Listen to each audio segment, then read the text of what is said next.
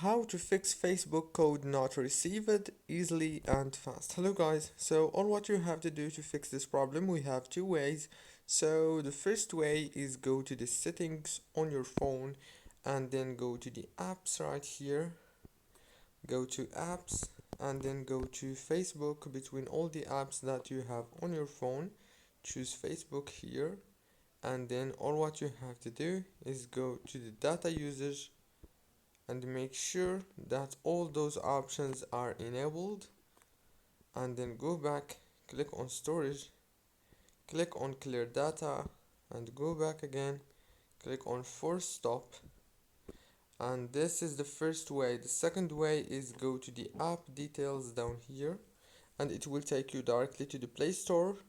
As you can see right here, you will find this update option.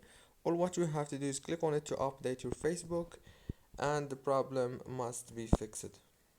Don't forget to like, subscribe. Thank you for watching this video until the end.